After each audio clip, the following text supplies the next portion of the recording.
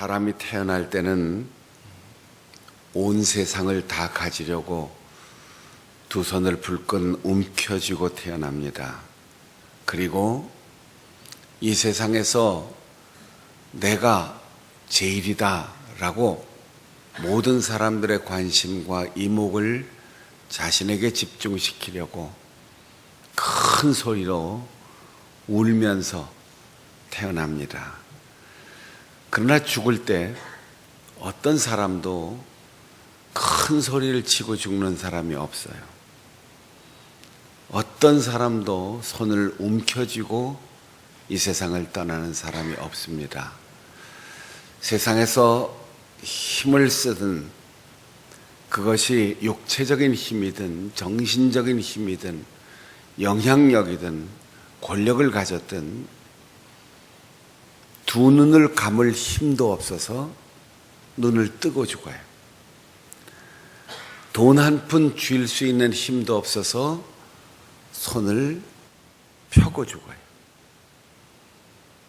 가장 쉬운 것, 그리고 내가 의식하지 않고 잊어버려도 저절로 숨을 쉬던 존재가 숨도 쉴 힘이 없어서 숨이 끊어집니다.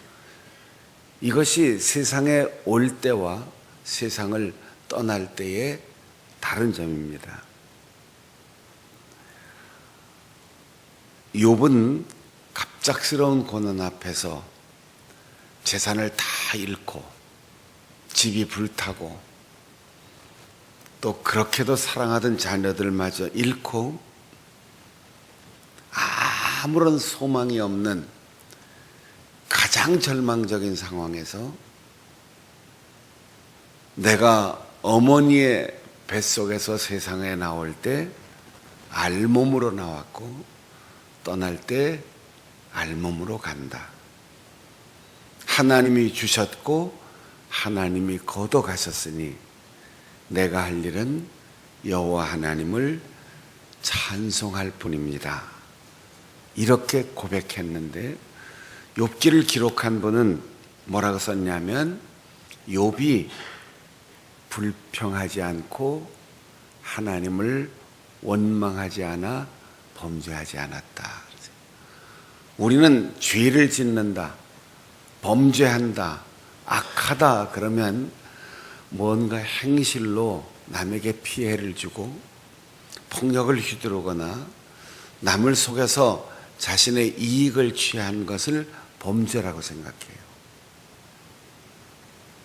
욥기를 기록한 분은 하나님께 범죄하는 것은 우리 눈앞에 일어난 상황을 하나님의 눈으로 보지 않고 하나님의 마음으로 느끼지 않고 하나님의 섭리를 보지 않고 나의 이해관계로 계산하고 따지고 그리고 분노하고 불평하고 원망하는 것, 이게 범죄라는 거예요. 왜 그럴까요? 사람에 대해서 행위로 저지른 죄는 작은 거예요. 그런데 하나님의 섭리를 부정하고 하나님이 나에게 주신 상황을 나쁘게 해석하고 하나님이 계시는가 의심하고 하나님이 나를 사랑하시는가 반문하는 것, 이건 부피와 크기를 도저히 헤아릴 수 없는 엄청난 범죄라는 거예요. 우리가 사람 때문에 실망할 수 있습니다. 다른 사람이 나에게 한 일에 대해서 원망스러운 마음이 생기고 미움이 생기고 섭섭할 수도 있어요. 사람이 그런 걸 느끼지 않으면 식물인간이 되는 거죠. 바보가 되는 거죠. 인식할 수 있고 인지할 수 있고 생각하고 계산할 수 있는 이성이 있으면 다 희로애락의 감정을 느껴요. 그런데 그 느끼는 것이 우리 마음속에 머물지 않도록 빨리 주 앞에 무릎을 꿇어야 하고 말씀으로 채워야 하고 기도와 찬양으로 몰아내야 돼요. 그리고 하나님의 뜻을 물어봐야지 되는 거죠.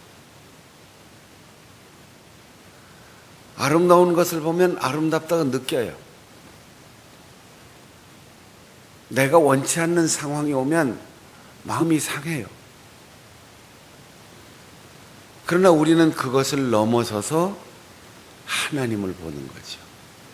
하나님께서 왜 주셨는지, 하나님께서 왜 걷어가셨는지, 하나님께서 왜 그 사람을 만나게 하셨는지, 하나님께서 왜 이렇게 관계가 틀어지게 하시는지, 하나님께서 왜 나에게 시련을 주시는지 그걸 물어야지 되는데, 우리는 자꾸 사람의 얼굴을 떠올리고 사람이 나에게 섭섭하게 한 일을 계속해서 묵상하며 살아갑니다. 그래서 원망하고 불평하고 마침내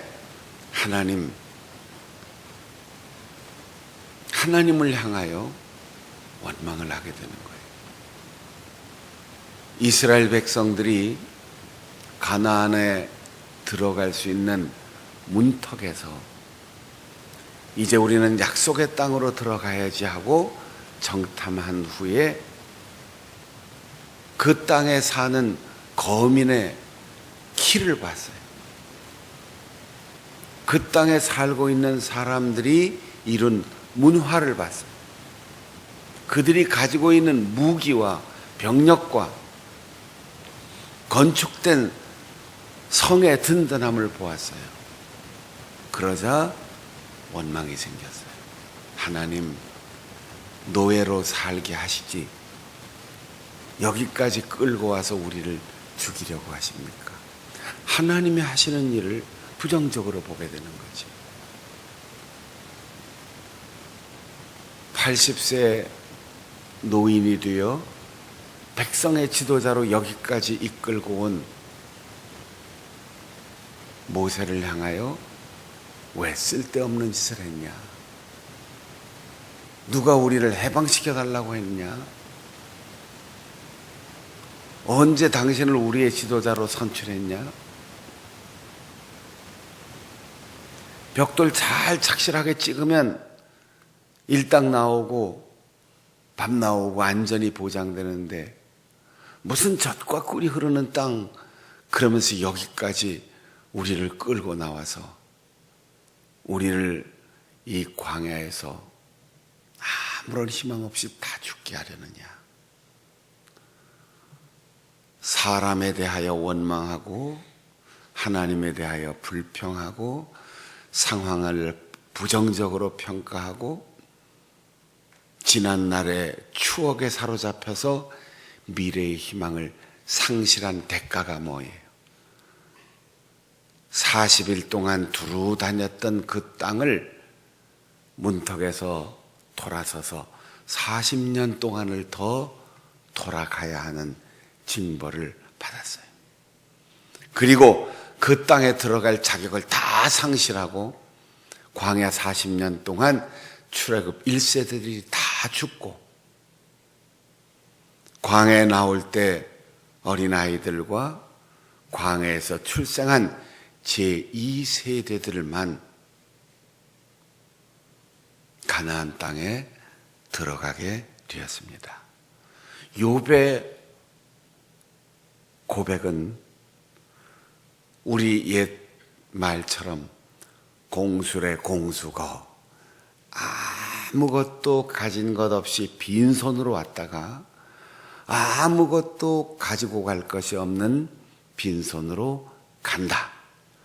그러니 이 땅에 태어나서 내 공로가 아니고 내 노력이 아니고 내 선택이 아니라 우리의 아버지 어머니의 은덕으로 한 벌 베네옷을 입는 것부터 시작해서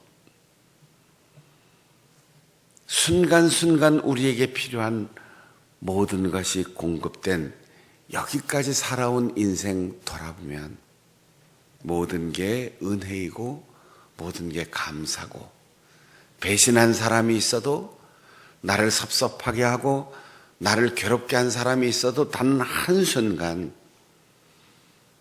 스쳐 지나가며 손 한 번 잡아준 것이라도, 말 한마디 나를 위로해 준 것이라도 좋은 것만 기억하고 감사할 수 있는 조건을 발견할 수 있다면 그게 그 사람의 능력이에요.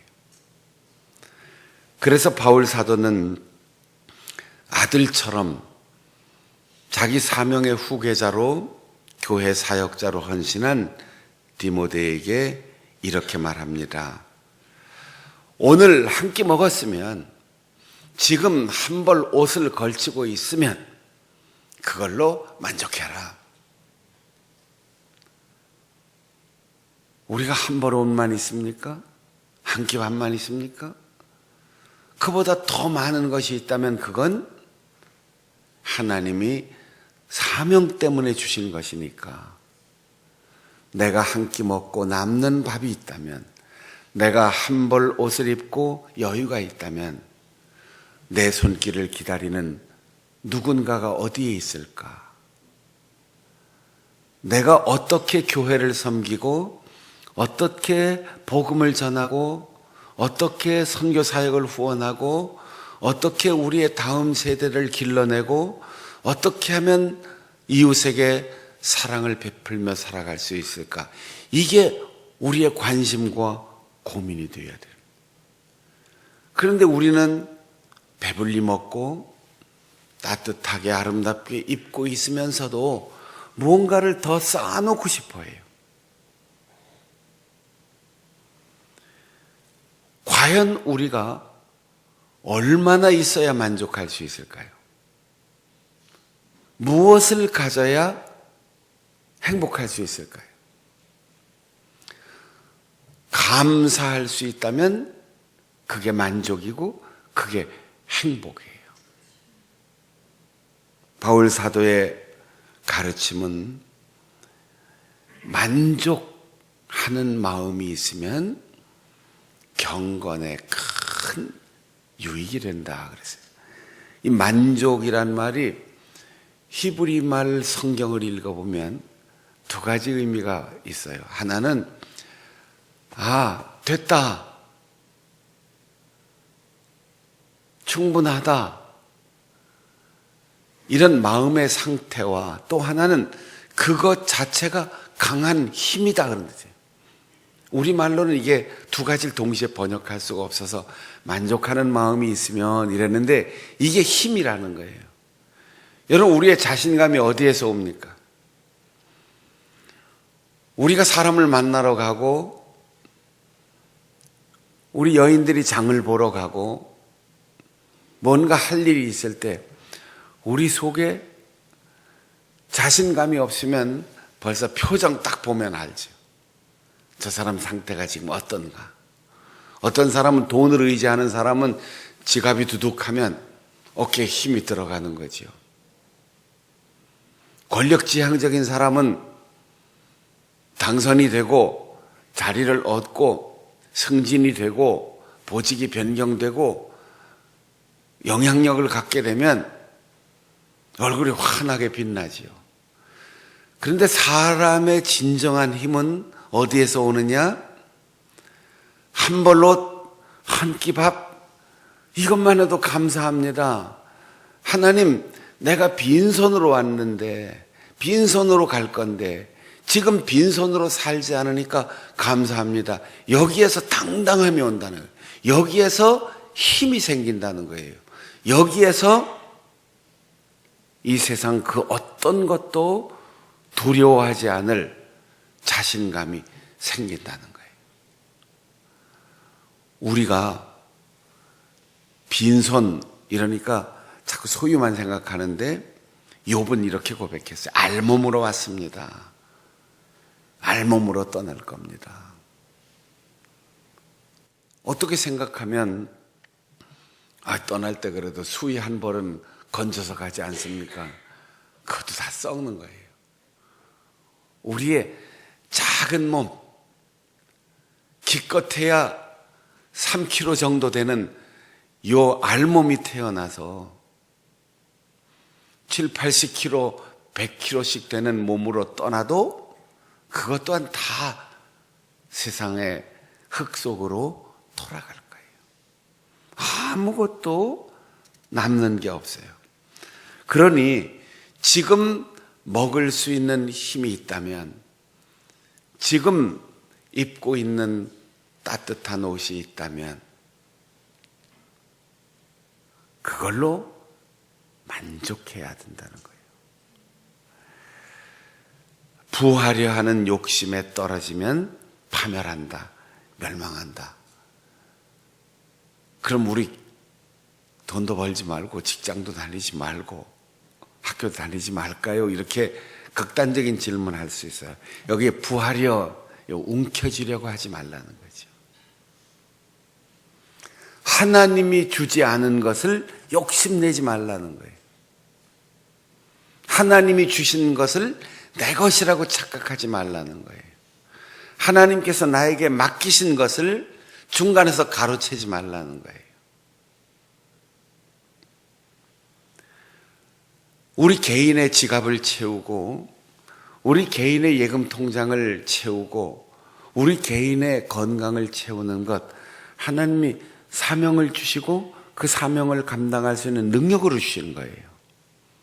하나님께서 우리 교회를 개척하게 하시고 70여 년의 역사를 이어오게 하시고 사람을 보내주시고 재정을 채워주시는 것은 우리끼리 야유회 다니고 잘 먹고 아름답게 꾸미고 우리 교회의 힘을 자랑하라고 주신 게 아니고, 복음을 위하여, 하나님 나라를 위하여, 세계 선교를 위하여, 언젠가 우리가 떠난 다음 우리의 다음 세대들을 책임질 사람들을 키워내기 위해서, 그리고 오늘 나처럼 건강하지 못하고 나처럼 좋은 부모 밑에서 태어나지 못하고 나처럼 자유로운 대한민국에서 태어나지 못하고 태어나면서부터 불리한 조건에서 살고 있는 어려운 이웃들을 생각하면서, 이웃 나라 사람들을 생각하면서 그들을 위하여 우리에게 맡겨주신 것을 바르게 잘 사용하려는 거예요. 이걸 움켜쥐고 있으면 교회가 부자가 될 것 같죠? 이거 움켜쥐고 있으면 내가 행복할 것 같죠? 주는 자가 더 복이 있다, 이 말은 나눠준다고 부자 된다 이런 뜻이 아니고, 무엇인가 얻을 때의 기쁨보다 나눠줄 때의 행복이 더하다는 거죠. 남들이 따뜻하게 입고 남들이 배불리 먹고 그것을 내 손으로 나를 통해서 하나님이 하시는 일에 쓰임받는 것, 이 행복이 가장 큰 행복이라는 거죠. 하나님이 우리에게 주실 때 그것을 받으면 기뻐요. 그런데 그것을 바르게 사용하면 행복해지는 거예요. 여러분이 기쁘게 살아가는 삶보다 행복한 삶을 살아갈 수 있기를 바랍니다. 모든 악이, 모든 죄가 어디에서 나오느냐? 돈을 사랑하는 것. 돈이란 말이 요즘 이제 이렇게 세는 화폐 아니면 동전 이런 걸 뜻하는데, 바울 사도가 이 편지를 쓸 때는 반짝반짝 빛나는 금붙이, 은 이런 거예요. 그 당시 사람들이 빛나는 금속으로 만든 것들이 거의 우상이었습니다. 신상이었어요. 오늘도 우리가 국가에서 만들어낸 돈, 이 화폐 가치를 부정하거나 신용카드를 사용하지 말거나 수표를 찢어버리라는 얘기가 아니에요. 거기에 있는 그 화폐 가치를 우리가 추구하는 우상을 삼지 말라는 거예요. 거기에 삶의 목적을 두지 말라는 거예요. 하나님이 필요하신 대로 우리에게 맡겨주시고 우리는 그것을 받아서 선한 청지기로 바로 사용하며 살아야 하는데, 이걸 우상으로 삼기고 돈을 우리의 삶의 목적으로 삼고 하나님보다 더 사랑하는 것, 이게 우상 숭배가 된다는 거지. 우리는 한 달에 한 번씩 토요일마다 온 가족들이 모여서 우리의 가정에 대한 교훈을 얻기 위해서 온 가족 특별 새벽 기도회를 해요. 오늘 설교 제목, 가정과 경제. 따라해 보겠습니다. 가정과 경제. 가정과 경제. 가정과 경제 이렇게 하니까 가정은 돈이 있어야 행복하지, 이렇게 생각할 수 있어요. 가족을 위해서 돈을 벌어야지. 신약 성경이 기록된 헬라어에는 이게 같은 말이에요. 집이라고 하는 말, 가정이라고 하는 말이 오이코스이고, 여기에서 파송된 영어가 economic, 집 관리하는 거예요. 환경, 우리가 살고 우리가 누리고 우리가 보호하고 보존하고 다음 세대들에게 물려주어야 할 우리가 살아가는 이 환경을 에코로지라고 하는데, 이것도 오이코스에서 나온 단어예요. 여러분, 우리가 내 집에서 올바르게 돈을 사용하고 내 가족을 올바르게 잘 섬기지 않으면 그런 사람이 밖에 나가서 뭘 할 수 있겠어요? 남편과 아내가 사랑하지 못하고 자식이 부모에게 순종하지 않고 부모가 자식에게 본의되지 않고 자기의 가정에 대해서 의무를 다하지 않으면서 밖에 나가서 무슨 성공을 하고 무슨 출세를 하고 어디에 가서 존경을 받겠습니까? 디모데전서 3장 4절에는 바울 사도가 교회의 직원을 임명할 때, 교회의 지도자를 임명할 때, 그리고 3장 12절에는 교회의 일꾼을 임명할 때 자녀와 자기 집을 잘 다스리는 자, 오이코스라는 말을 썼어요. 집 관리 잘하는 사람, 경제, 돈 관리를 청결한 사명으로 잘 관리하는 사람, 환경, 하나님이 만들어주신 이 세상을 잘 보호하는 사람, 집에서부터 시작하는 거예요. 경제는 장바구니에서부터 검소하게, 그러나 남들에게는 윤택하게,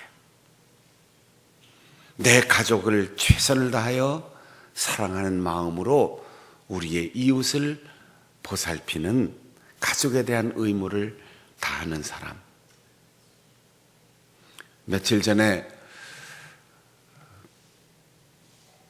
재활용 물품 수거 업체들이 비닐 수거를 다 거부해가지고 대란이 일어날 뻔했어요. 물론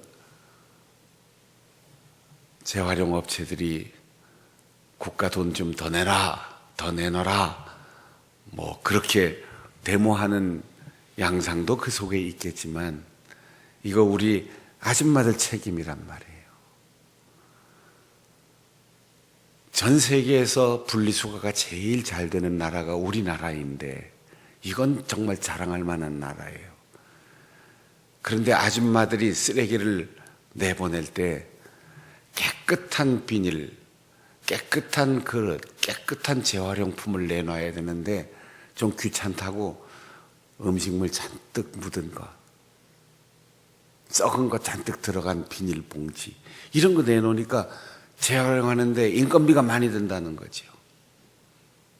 환경을 보호하는 게 환경부의 역할만이 아니고 재활용 업체 역할이 아니고 주방에서 음식 쓰레기, 주방에서 재활용 용품을 잘 구별해서 깨끗하게 내놓는 것에서부터 이 세상을 보호하는 일이 시작된다는 거예요. 여러분이 쓰는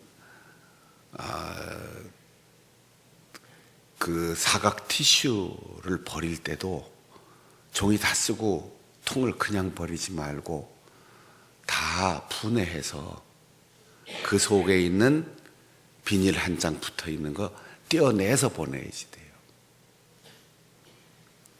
여러분이 좋아하는 음료수 병을 따면 새로 된 뚜껑에 나머지 밑에 잠겨있던 부분이 딸려 나오게 되어 있어요. 혹시 안 떨어지면 그거 떼고 버려야지 돼요. 기본 이해가 안 되는 분들은 바카스 따서 먹고 병뚜껑을 도로 닫아서 버리시는데 이거 인건비 엄청 많이 들어갑니다. 재활용하기가 엄청 어려워요. 그래서 다 떼라고 떨어져 나오게 돼 있어요. 여러분이 비닐병을 버릴 때 굴러다니지 않도록 반드시 발로 밟든지 힘 있는 사람 손으로 누르든지 크기를 최소화하고 압착해서 뚜껑하고 비닐 페트병하고는 같은 재질이니까 뚜껑을 막아서 공기가 들어가지 않도록, 그래서 크기를 최소화시켜야지 돼요. 여러분이 쓰던 모든 건전지는 땅속에 들어가면 환경을 오염시키니까 조금 시간이 걸리고 신경이 쓰이더라도 동네에 폐건전지와 형광등, 막대 형광등 따로 수집하는 데다가 갖다 넣어줘야 돼요. 그렇지 않으면 우리 아들, 딸, 우리의 손자, 손녀들이 결국은 그것이 땅속에 녹아 들어가고 그것이 중금속으로 오염되면 우리 자녀들의 몸속으로 들어가는 거예요. 우리가 쓰는 화장실 깨끗하게 잘 내려간다고 좋아하지만 마시고 그 화장실 분유 환경업체에서 수거하면 어디로 갑니까? 우주로 보내는 거 아니잖아요. 그거 다 모으면 그걸 엄청난 큰 배에 싣고 제주도 저 남방 공해상에 가서 바다에다 뿌리고 옵니다.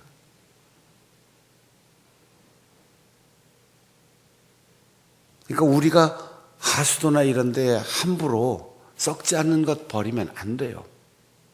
스티로폴 부서진 조각들이 하수도를 통해서 시냇물로 강물로 바다로 흘러가면 그게 먹인 줄 알고 잘못 먹은 물고기나 거북이들이 물속으로 잠수를 못해서 떠서 다 죽어요.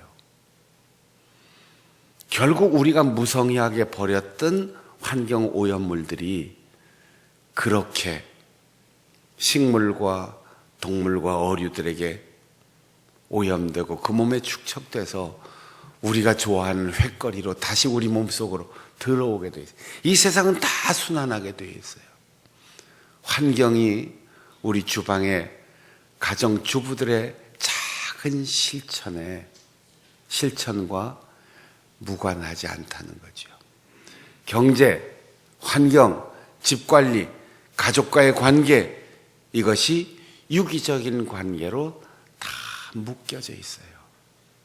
환경보호는, 자원재생은 주방에서부터, 쓰레기 분리수거에서부터, 경제는 돈을 많이 버는 게 아니고 하나님이 주신 것을 하나님의 뜻대로 적절하게 잘 순환시키기 위해서 헌금하고 구제하고 사람을 길러내는 일에 소중하게 쓰고, 밖에 나가 큰 소리 치지 말고 부부관계, 자녀와 부모의 관계, 형제관계 회복해서 집 안에서부터 세상을 다스리는 엄청난 큰 일, 이 사명을 잘 감당해서 성경이 이 땅에 들어오기 전에 이미 공자님께서 말씀하셨어요.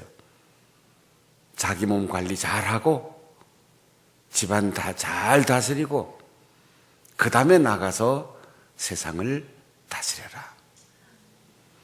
가정과 경제가 가장 밀접하게, 가정과 환경이 가장 밀접하게, 가정과 대인 관계가 가장 밀접하게 거기서부터 출발되는 것임을 기억하고 여러분들이 내 집안에서 하나님의 뜻대로 바르게 사는 훈련을 시작함으로 여러분 가정뿐 아니라 여러분의 가정에서 자라는 자녀들과 손자, 손녀들, 가문 전체가 하나님의 거룩한 일꾼으로 쓰임받을 수 있기를